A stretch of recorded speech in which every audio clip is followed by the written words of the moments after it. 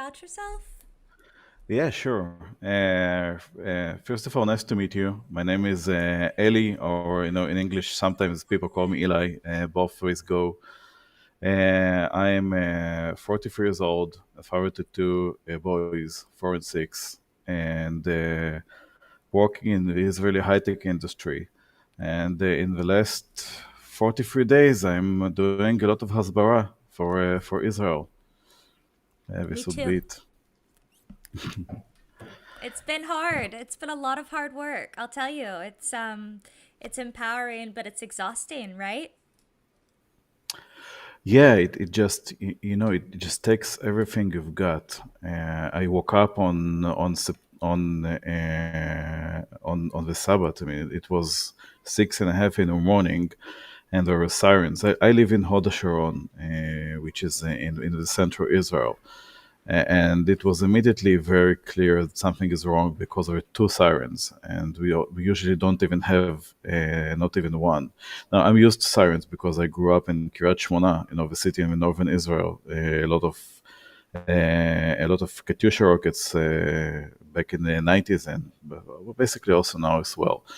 Yeah, and it was immediately very clear that something is very, very wrong. And I opened the news and I opened, Ynet, like all Israelis do, and there was nothing. I mean, it just says there are some rockets, and immediately I opened up Telegram channels, and bam, it was a huge realization of what's going on because the Palestinians themselves, the Hamas themselves, they use their channels just parade it all, and I just couldn't remove my eyes from it. It was horrendous. I remember that morning as well. I'm here in America, and I was getting text messages from my friends in Tel Aviv, and I just started screaming at the top of my lungs. And I called my mom, and my mom was freaking out because I couldn't get any words out as well. So she was like, "What's happening?" And I was finally able to say, my country, my friends, they're going through the worst atrocity imaginable right now. And what do I do? And so, as you were saying, the Hasbara that has been happening for the over the past month, it's felt like all I can do. Just posting the news, posting people's stories, and really trying to get the truth out there. Sadly, Yeah. sadly, not to digress, but this whole thing about how the Jews run the media. Like, clearly, no. Clearly, we don't, because there's no actual news happening. So I have really taken it upon myself, and I know you as well, and so many other Jewish and Israeli people trying to share the news and trying to tell the world what's really going on. So I'm so glad that you're okay and that you're safe. And Okay. the IsraelPulse.org sounds like such a great mission. If you want to tell us a little bit about that.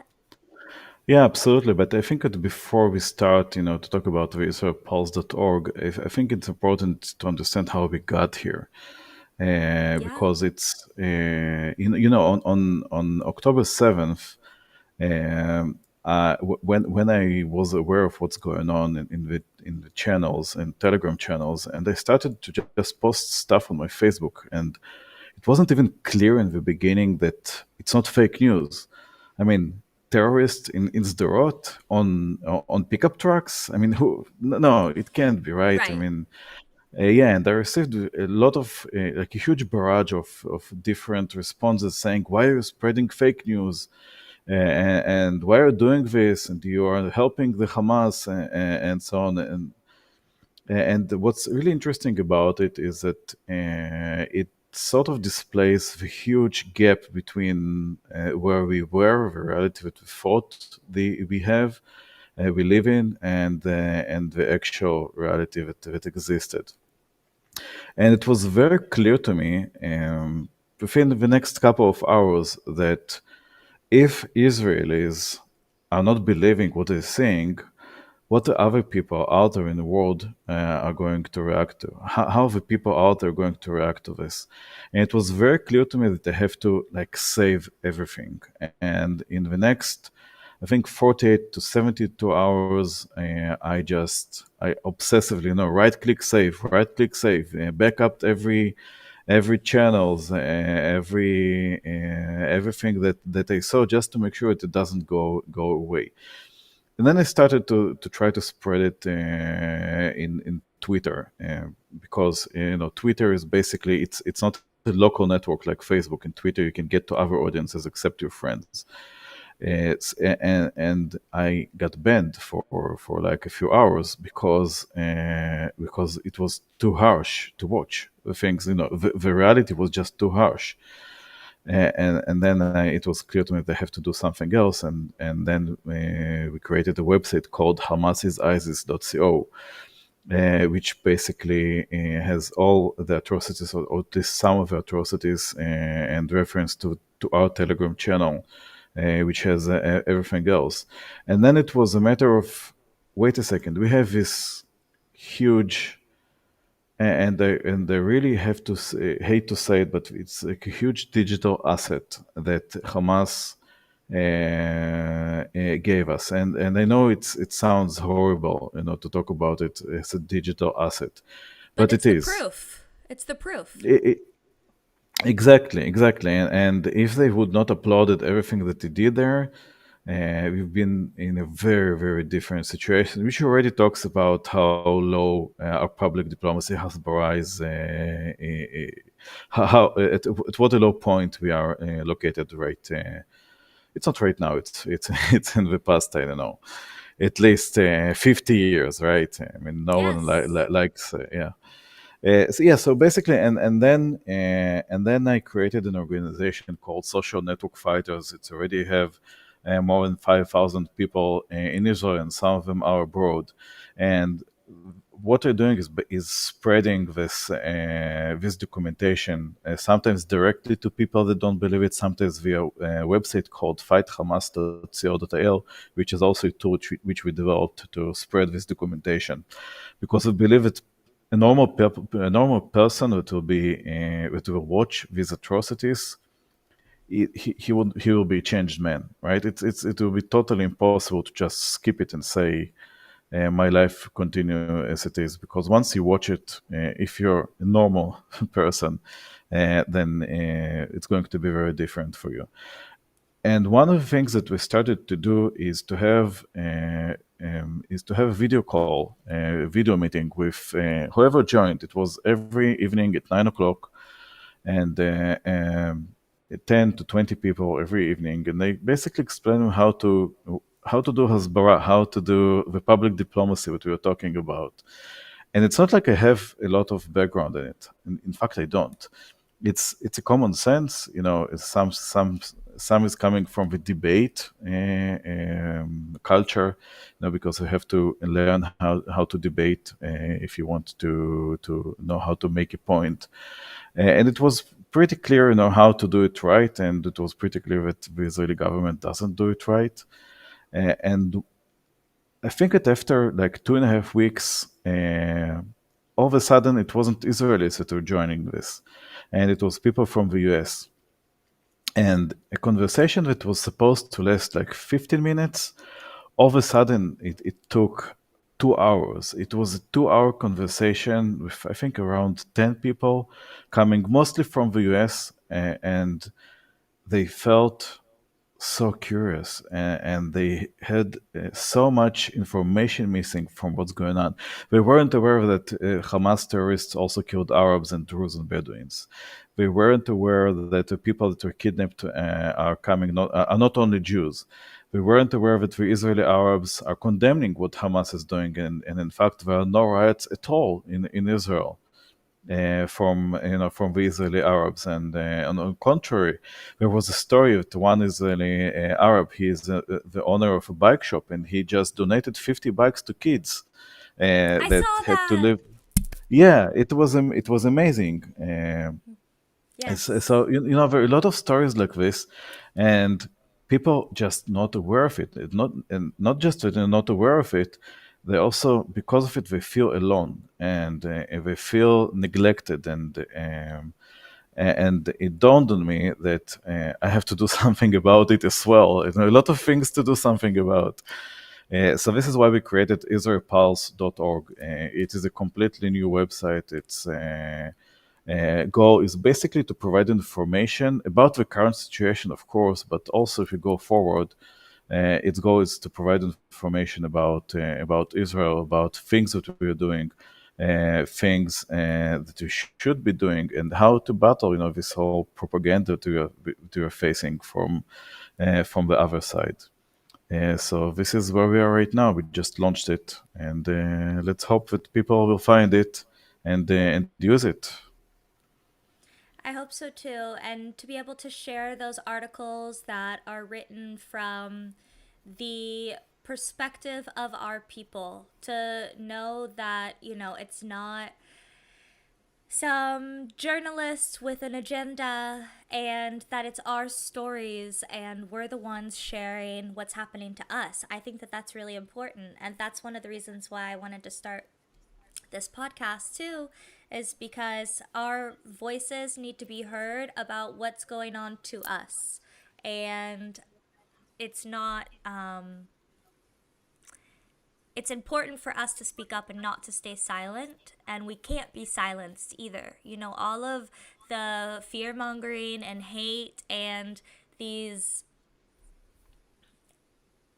um I can't think of the opposite word of amazing, but just like the hateful Yeah, marches that are in just like masses, right? That are trying to cause so much fear. And uh, even myself, for that first week, I was in my house. I mean, I'm technically safe in Florida, but I was still in my house. I was scared to go out and do something. And so, yeah, it's just so important that we're speaking up, we're standing up, and that we're showing our faces, and that we won't be silenced, and we're not going to go back into hiding this time. And we're going to do everything we possibly can to share the right news and the right stories and the truth.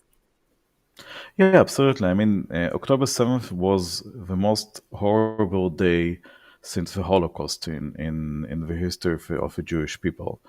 The sheer amount of people that were killed in a single day, it's horrendous. And it's very hard not to for me not to bring up the never again phrase and what it actually means. And this is the reason why we are making sure that Hamas won't be able to survive. This is what never again means. This is like the sheer truth. It's like very very very clear that this is the meaning. Never again. It means that Hamas should not be able to exist, and it's very important to say that it's not. Hamas is an ideology, and some people they have this ideology that Israel should not be existing. Jewish people in Israel should not be existing. Of course, it's not only Jewish people; it's also Druze, Bedouins, and unfortunately, for what we saw, it's also Israeli Arabs that were murdered by Hamas. Even though they knew that they are Muslims, they were still murdered by One Hamas. of one of the things that I saw, based on the GoPro footage of the own man's voice being recorded, was that, well, you're just as bad.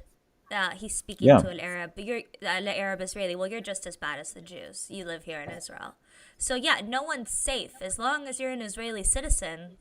You, you know, they want you. yeah.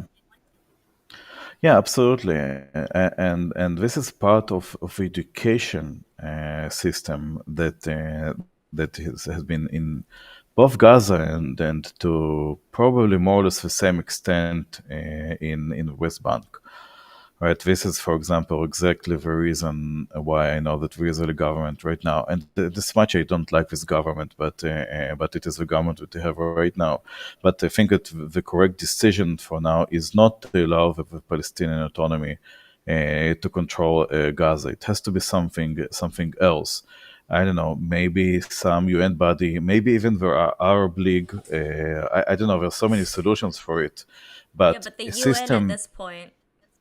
yeah, but the system that actually, that controls the education, that teaches this to people. What other outcomes can you expect, right? It will happen again and again and again, unless the education will change.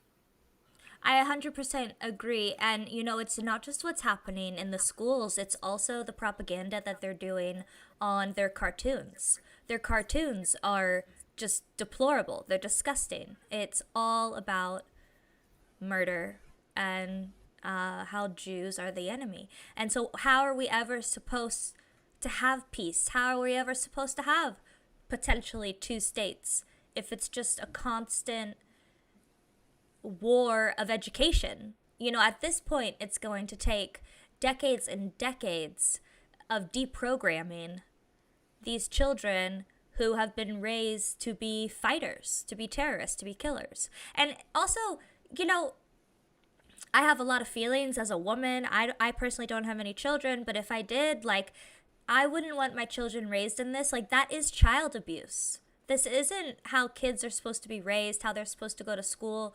Uh, yes, it's a problem for Israel, but it's also a problem for the Gazans. It's a problem for these people whose generations of children aren't getting a childhood.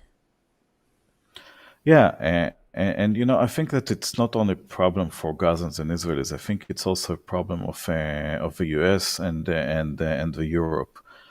For example, not many people heard about it, but there is an organization called the MSA, not the NSA with an N, but MSA, Muslim Student Association, and it is a body that exists in the U.S. and it is funded by Iran and Qatar, and basically it just creates. Its goal is to create a lot of student cells in the universities We have to them. to yeah, quite a lot, and its goal is to affect the public diplomacy, how people are speaking, to organize all these protests.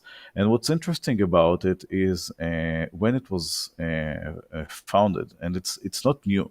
In fact, when you go to their website and you can download the guide how to create your own cell, the document that explains how to do it, and it's out there. It's not. It's in plain English, right? The document that explains how to do it is dated back to 2008. It's 15 years ago, right? So they've been doing it for at least 15 years, and likely much more, because it's the document that is already explains how to do it. Means that you already know how to do it. And on the other hand, Right. yeah, and why we're failing in Hasbara, as much as I hate this word, because Hasbara basically means explaining, and explaining means that you're just explaining your actions. You're not actively doing stuff that is supposed to promote your point of view.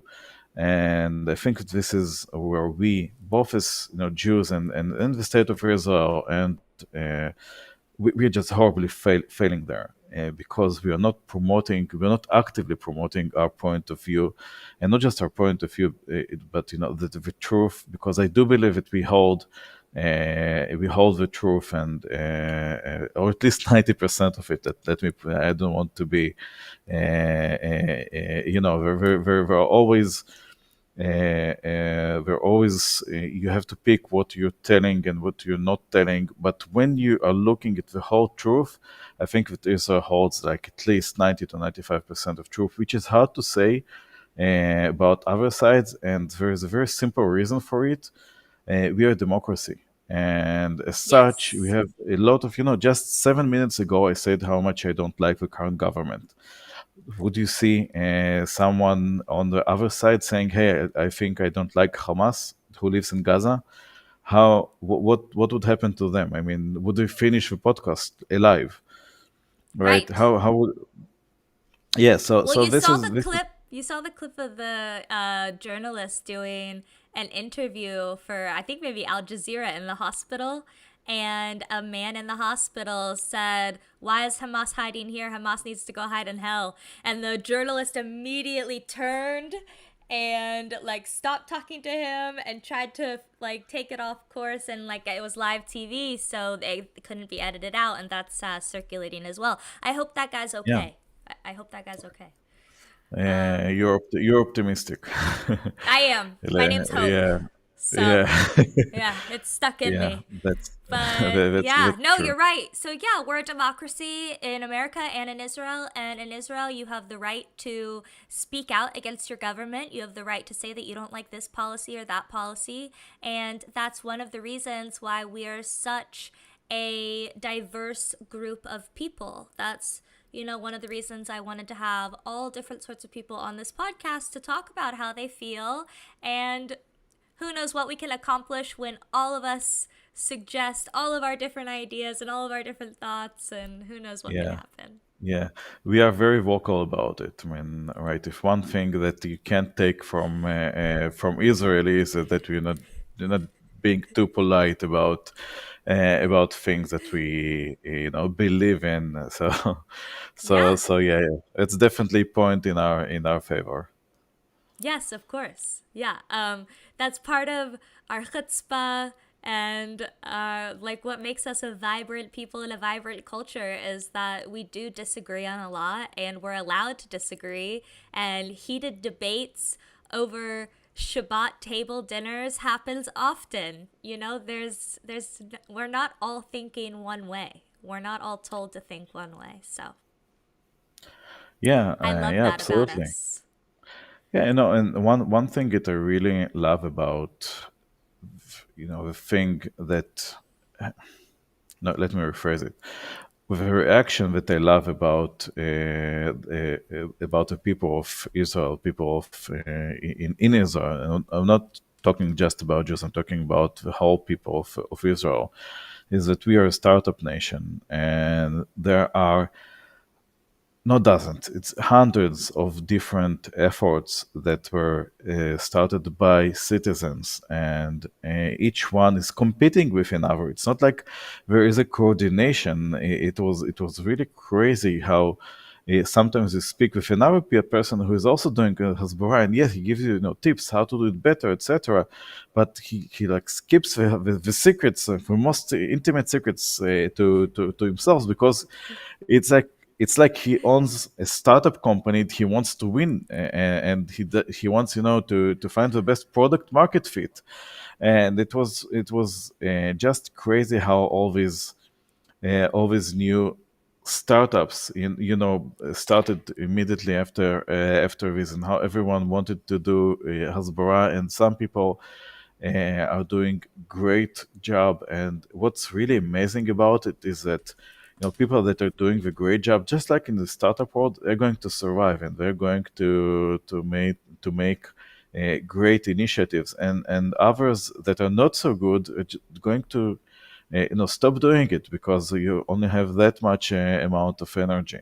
And it was really fascinating how this culture of the startup nation all of a sudden shifted to something more national. And it was just extremely fascinating to see it, and I'm sure there are going to be a lot of researchers about it once everything is done, how the Israelis reacted, how the Israeli civil society reacted to this horrible event. Mm. Well, from the states, okay, in in all of my WhatsApp groups, there's lots of different dialogue and discussion and arguing and fighting and things like that. But from afar, everybody is united and standing together, and it was amazing to see in the very beginning too how everybody volunteered their time to make sure that the IDF had everything that they needed. People making sandwiches and food, and I know that a ton of people out here in Miami, they flew in vests and helmets and things that the IDF needed, and so it really has been a diaspora global Jewish effort to help make sure that Israel and its soldiers have everything they need. And you know, I say Jewish, but a lot of Christians here in America are very supportive of Israel, and I know that they're doing a lot as well. So it is going to take the world to. I know Israel likes to protect itself. It's always said we can protect ourselves, we can protect our own. But it does take the world as a whole to stand up to anti Semitism and anti Zionism and say, no, this is not okay.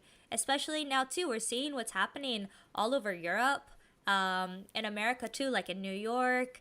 The day after our beautiful march to free the hostages, our march for Israel in DC, the day Yeah. after was a pro Hamas march. I don't know, pro Palestinian, pro Hamas. I don't know. They seem terroristic. It seems pro Hamas to me. And all of the police and everything had to barricade themselves inside of a building because the rioters were getting out of control. Um, just yesterday, I don't know if you saw, they put the Palestinian flag on the Leaning Tower of Pisa. Like the Yeah. world Saw is it. literally sideways. Like, what is happening?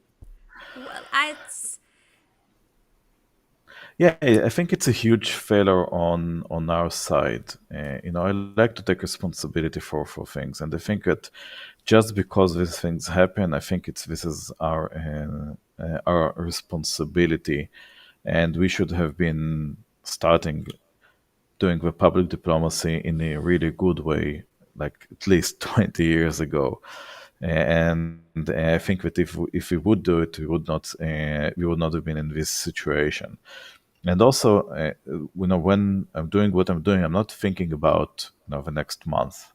I believe it what we started to do right now, and I hope it will when we'll speak in like 10 years. I hope we'll speak before, but when we'll speak in 10 years, when we're going to say, hey, we started late, but it's been a great 10 years, and look at the change that we made. And one of the more interesting things, now you you know. sound optimistic. Yeah, I'm trying to. Yeah, I think I'm quite an optimistic person. But what's interesting about the relationship between Israel and the U.S. I think there've been a lot of things that were said in all this months, 43 days that happened. But one of the things that I think that the Israelis remember the most is immediately, I think like 2 days after the massacre. I think that President Biden he said something along the lines that we know that you can defend yourselves on your own, but you don't have to. We are coming to help you, and it was. I think it was such heartwarming gesture.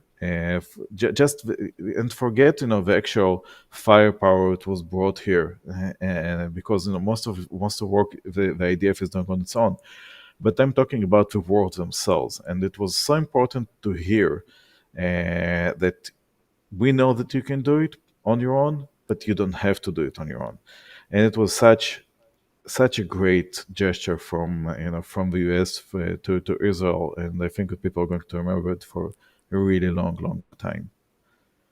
Yeah. No, I agree. There is there's a lot of American politics that I won't get into right now, but I but I will say, um, the show of support by a lot of the congressmen and women and the people in the House, the members of the House, and Biden have been remarkable. There, Noah Tishby, she's great. She has been fighting anti-Semitism for 20 years, I'm sure. Yeah, So she yeah, started way before us, and she spoke on the House floor yesterday about trying to defund and fight this anti Semitism on college campuses. So there are many different things that need to happen, and if all of us can take one of the projects, maybe we can get some stuff done. Noah Tishby can't do it all on her own, so the rest of us have to stand up and help. yeah, absolutely. And this is part of it. When you're starting to give people the tools and allow them to understand the situation and explain them how the world works and how you can and what's the actual situation here in Israel, and what wonderful things we are doing here, and how, even despite what the horrible things that happened, we still hope, and I think that maybe we're a bit more realistic right now, but we still hope that someday the Palestinians will act in a way that will allow them to get their own peaceful state, peaceful state along Israel, and this is like very important this word here. Yeah, and I think that most of us still want it to happen. Maybe we were a bit, thrown back because of what happened, but But there's deep. no other option. It's either a constant state of war, or, some of these other crazy people who want to free Palestine from the river to the sea means a genocide on Israel and the people of Israel. So that's not a peaceful solution. Neither is a genocide on the Palestinians. Like, genocide is out of the question. It's off the table. We're not doing that. So what else do we have?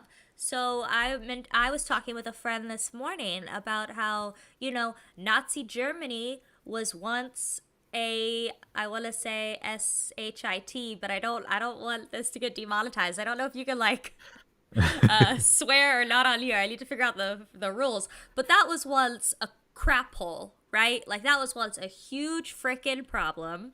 And now Germany is an ally, it's a friend. That took many, many, many years to sort out and figure out. But that is a great example and tool on how to de radicalize and deprogram a group of people, and Yeah, how to absolutely. create a state that you can coexist with. So I don't think it's impossible. No, I agree. I agree with you. I think it is possible, and brought up, the Nazi Germany from the 40s and how it is very different right now. You can also mention Japan, which was even more of the scale, and there are some some soldiers that came out from jungles 30 years after World War II. A lot of stories about it, how fanatic they were, and all of a sudden this is a very peaceful country, and it happened within a very short period of time. But it all goes, and I repeat it, it all goes through the educational system. If you won't be Yes. able, if you want, and if there is something that has to be changed in order for everyone to live in peace here, the Palestinian educational system just has to change 180 degrees.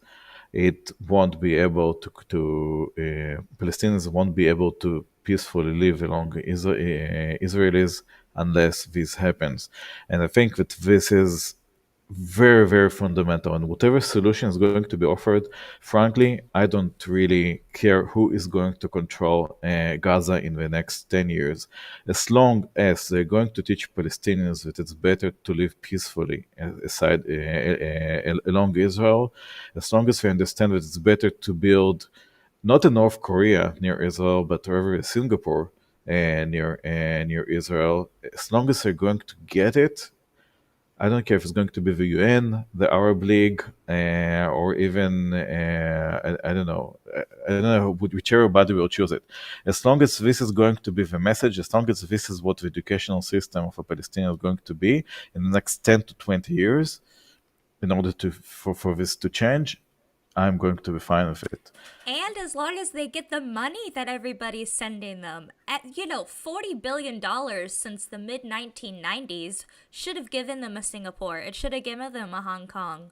The fact that their leaders, whether it's Hamas or the Islamic Jihad group or whatever, they're stealing all the money. They're corrupt. Whoever is going to help govern Gaza needs to give the money to Gazans. I mean, it's such an easy solution. Give them the money. Let them have food and water and a proper education system, and let them build their cities and their schools, and hopefully actually start learning math and science and history, and they can start contributing to the world as a society instead of digging up water pipes and turning them into bombs. It just. Yeah, absolutely. There is a lot of funding. I think I read somewhere that comparably there have been more money that was sent to Gaza in the past 20 years when it was used in the Marshall Plan for Germany. So it should have worked, but it's probably it's a different time, and Hamas was controlling Gaza. Notice how I'm already saying like it's a past, right? But we're still working to make sure that this is indeed the case. But I really, really hope that in the very near future, Hamas won't be controlling Gaza anymore, and that someone with a proper will to make sure that it's frankly it's in the end it's for the sake of Palestinians. I mean, yes, it's also for Israelis, absolutely, but these are the Yes. Palestinians that are suffering from it. It's not only in Gaza; it's also in the West Bank. The only difference between Gaza and West Bank is that just Gaza was radicalized much faster than the West Bank because Hamas is much more radical than maybe the Palestinian autonomy. Both of them committed horrendous atrocities. The PLO back in the 70s, there was the Avivim bus bombing that 9 kids aged, I think it was like 7 to 14, they're just murdered. And there has been a lot of cases such as this one. But ultimately, it's education, education, education, education, education, education.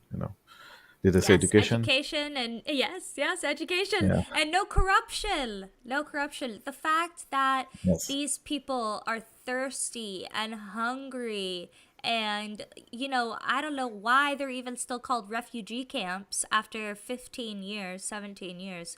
Why they're still living in refugee camps. It's insane, and then now somehow all of that is also Israel's fault. That's not How is that our fault? It's The not world. 15 years. It's important to say it's not 15 years. It's since 1948.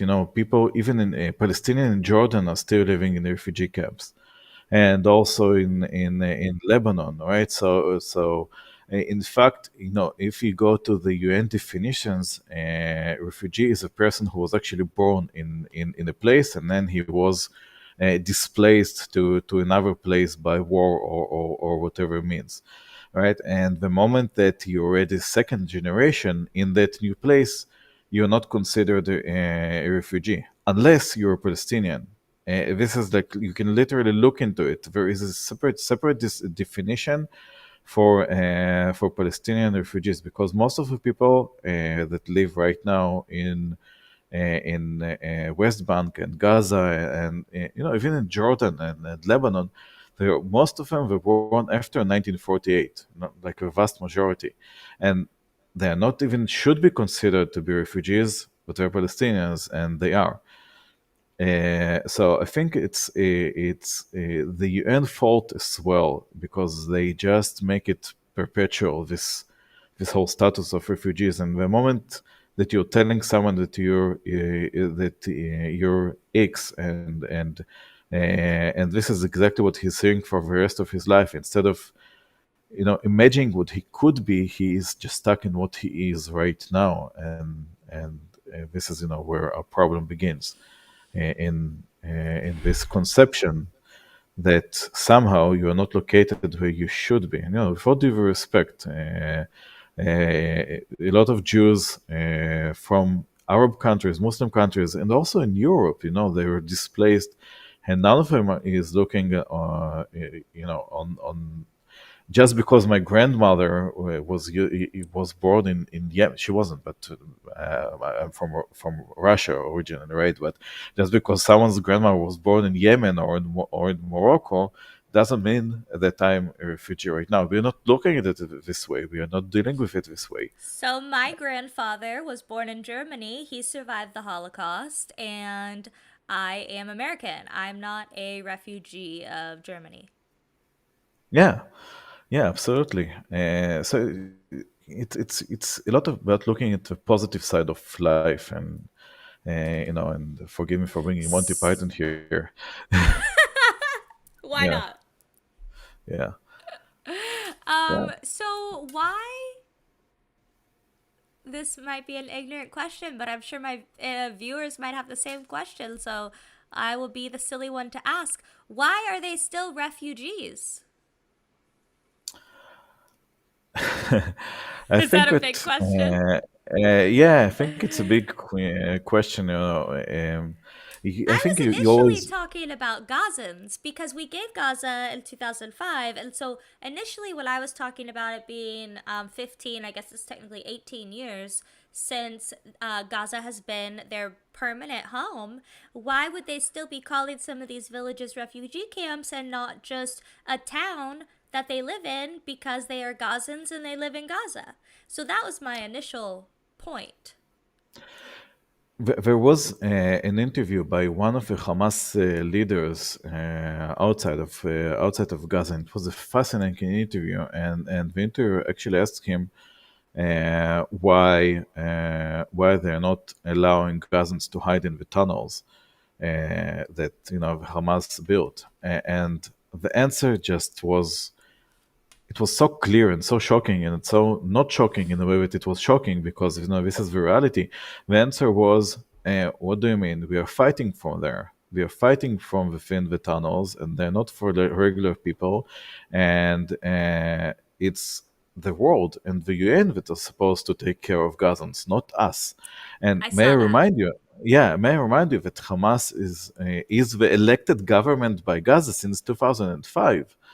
I mean, since 2000, sorry, 2006, I think, right? Yeah. And not Yeah, it only took that, them a year. Yeah. yeah, in 2007 there was this battle for Gaza, battle of Gaza, that for one Israelis weren't involved in it. It was between Hamas and the Fatah, and Hamas Mhm. just took over it, and they're completely controlling Gaza since 2007, and they're controlling it, but they're not looking as they're supposed to be responsible for the fate of the people in there. So this is fascinating, how they're just not seeing themselves responsible, although they are the government. It's such. I don't know if it's such a conundrum, right? I mean, Yeah. how can it Yeah. be, right? No, it And, makes uh, absolutely no sense. It makes no sense. And that's part of all of this is make it as ridiculous as possible for the hate of Jews to be as easy as possible. Just make it all so ridiculous, and then we can just blame Israel and blame the Jews for everything and create this huge uprising globally. It is this global uprising now that we have never seen before. I don't even think it was this bad, and I don't necessarily want to compare the two, but in Nazi Germany, America went and fought to free the Jews from Nazi Germany. And now in America, we're seeing nothing. I'm not nothing. I mean, we're seeing this hate of us, of the Jews. We're seeing people marching, but they're not stopping it. It's called free speech.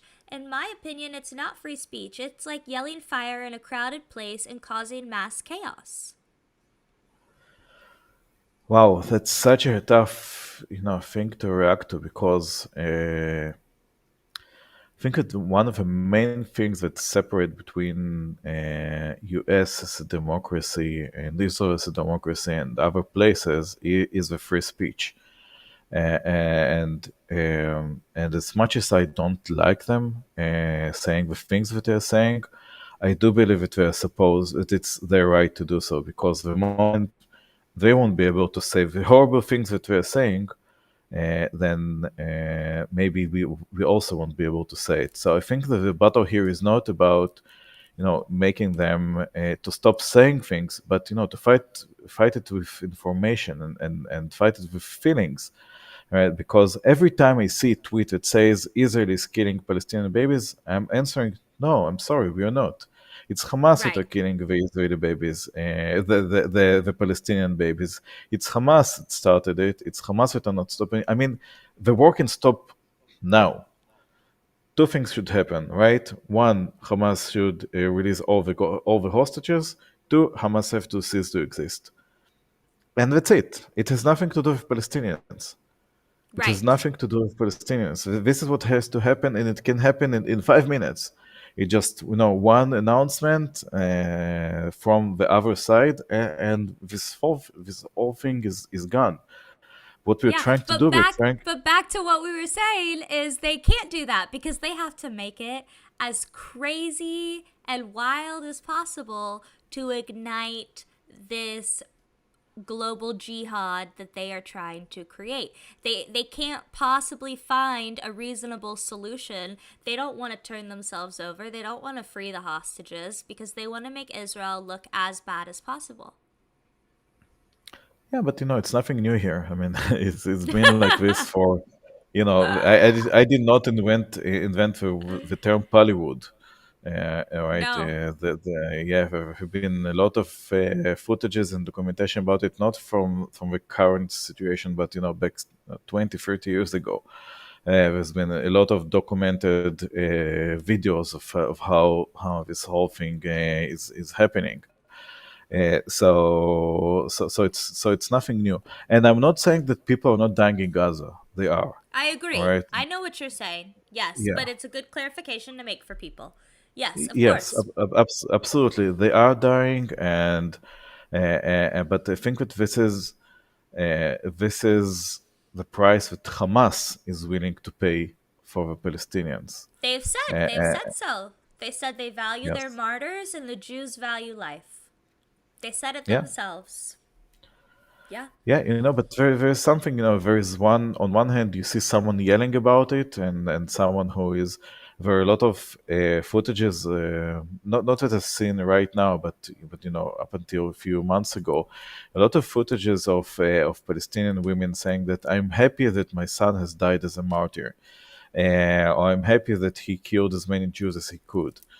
And I think that this is no, I know that this is something that would just won't happen on the Jewish side, or or even Never. on any other Western side, right? So this whole glorification of death is also part of a problem. But I do have a message for the people that believe in it, and that death is the easy way out. Try to live. I mean, living the way that you're supposed to live is much harder than to go out and die. Dying is easy. You just strap a bomb and you click a button, and you're gone, right? But try to live. Try to build something. Try to build your own nation. Try to build your own state. No, try to be like a positive factor on this planet, not just boom. This is the hard stuff. Dying is easy. I agree. Yeah. And not to get too much into Judaism, but isn't that technically like one of the worst sins in Judaism is to kill yourself? Yeah, of course it is, and there are. It just shows the I difference in values. It just makes yeah, it the yeah, yeah. exact opposite. I agree with you, but frankly, in Judaism, yes, this is of course the case, and the reason for it is that it says that men and women obviously were created in the image of God, and this is why you're not supposed to hurt yourself or kill yourself or do any other things. And I think that in the Muslim culture there are a lot of different approaches to this very thing, and maybe the fanatics are blessing death, but I really would like to believe that the normal Muslims or peaceful Muslims are not looking at it this way. I really hope that this is the case. Frankly, I'm not such a big expert on Islam for this part, but I hope it is the case. I'm not an expert either, but I did see one interview with a Muslim who escaped a Islamic jihad country and came to Britain, and he was on the BBC saying, I don't want to live under an Islamic jihad regime. That's why I came here. So clearly, yes, there's Muslims who have migrated because their countries are run in tyranny now and they don't want to live like that. And, Yeah, you know, modern day, I guess, relaxed Muslims, yes, of course. And I think it's the same with Judaism too. Like, there's all different types of Judaism. We have Orthodox, conservative, Reform. I assume it's very similar with Muslim. It would be interesting if anybody watching is Muslim and wants to come talk to me about being Muslim. You're welcome. That would be awesome. But you know, it's the same with Christianity too. There are more extreme forms of Christianity and more relaxed forms as well. So, you know, not everybody is one thing, but one thing that is not complex is global jihad and Islamic extremism. So that I we agree. know is just insanity. It's completely off the table. Yeah, I agree with you. And, looking at what happened on October 7th, and that the Arabs were murdered, and of course Jews and Druze and Bedouins, and a lot of stories about the courage. There is a story about the Bedouin taxi driver that just went back and forth 5 times and rescued a lot of people from the Nova Party. So it was in very lot of stories like this, and all of this makes me to believe. Also, from what I'm seeing here in Israel, it makes me understand that it was not only the moment of truth for the Jews in Israel, but it's also a moment of truth for Arabs in Israel, because they understood that they'd rather live in Israel, in a democracy that values life and free speech, and it's basically Western democracy, than to live under Hamas rule, or even the Fatah rule, Palestinian autonomy rule. And I think that this is something that is very clear in the behavior of the people, of the Arab people in Israel, that are Israeli citizens. They hold the Israeli IDs. They have the same rights. I think you're aware that Arabs are full citizens in Israel. They're even supreme judges, and they are everywhere. So I think Yes. this is 20, something that 25%, right? 25% of the Israeli population is Arab.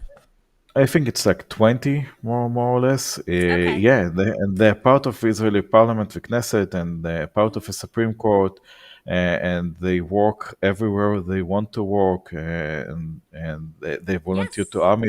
They're not obliged to serve in the army, but some of them do volunteer and serve in the IDF. So I think it's pretty, it's amazing, but also it's like the moment of truth, the moment of realizations for them, where they want to live and what happens. And I don't think it's an actual case. It might happen, but what will happen if, a big if, Israel will fall someday? What will happen to them? Where they are going to live? And I think that this is a realization that just sunk home on October 7th. And this is why I see very different sentiment from the Israeli Arabs as well. Yeah.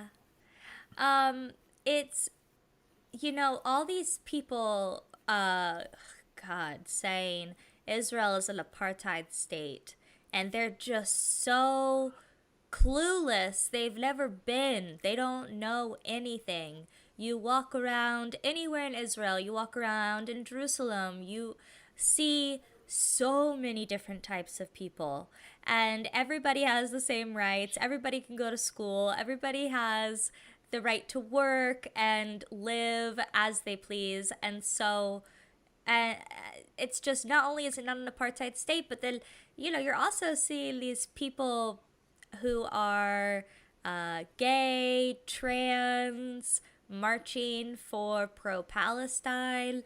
It's just, these people have lost their minds. They have no clue. Like, Israel has one of the best pride parades I've ever been to in my entire life. It is the only place in the Middle East that a man and a man, or a woman and a woman, can walk around in public and hold hands and kiss and be free to do so and not feel like they're gonna die. So Yeah. I don't know what these people think they're marching for or what they're doing.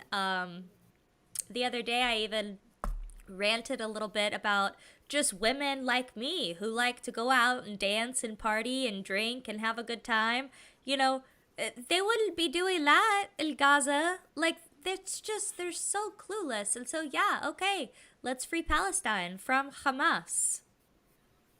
Yeah, because it rhymes. It's from river to the sea, Palestine will be free, right? It rhymes, so it must be true. So it's a lot of God. yeah. If that's why they're So actually doing it, that makes me even more scared. Just because they can sing yeah, along and chant in the street.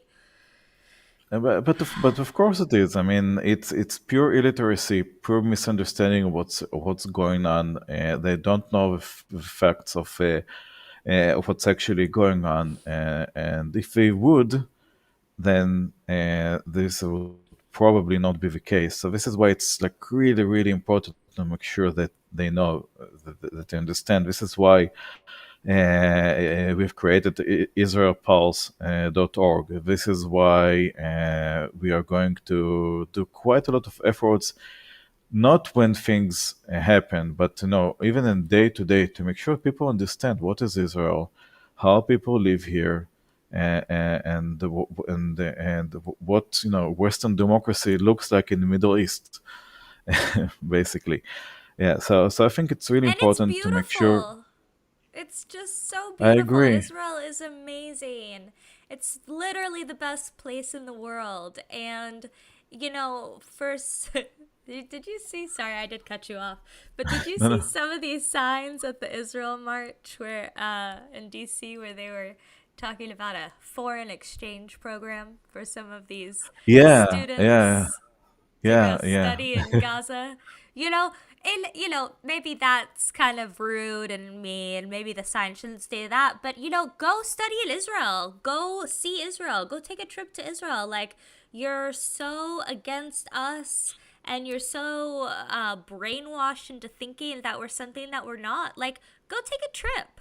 Hop on El Yeah. Al, go take a trip, go walk around, go to Jaffa, go to the Tel Aviv beach, go to Jerusalem, walk around the four quarters, and see how all these people do live together. Yes, it's not perfect, no place is, but it's not an apartheid state, and it's full of complexity and duality and beauty, and it's Israel's always in my heart. Education, education, education. This is the thing that is going to change the world, and access to knowledge, access to information, making sure that you don't actually have to travel to Israel, because who would buy a ticket and spend 2 weeks just to learn about Israel when you already know everything, right? So it should be much more, yeah. So it should be much more accessible. It should be much more in your day-to-day life, without actually going to Israel. You just have to be aware of it. You have to hear about it. You have to listen to other people talking about it, to other people showing you stuff, and once it's going to be everywhere, then I believe that this will change, and this is my mission. Right, I really, what happened on October 7th just made me change the way that I look at the things that I'm doing in my life, and I took this my mission on myself, just to make sure that everyone understands what Israel is. So this is something that's a really huge motivator for me right now, and I believe it will remain so for quite a lot of time. Well, kol kavod. I'm excited to watch it grow. It's going to be amazing. And thank you for coming on here and sharing your story and your ideas and talking with us about it. And I hope you'll come back. Come give us updates. Let us know what's going on in Israel and with your mission at israelpulse.org. And it is on the screen for everybody as well below in the YouTube part information. All your information is there and your mission statement for Israel Pulse. So I hope people will reach out and connect with you. I know my mom already went and followed you on Facebook and Twitter. So you got Yeah, one new thank you. fan.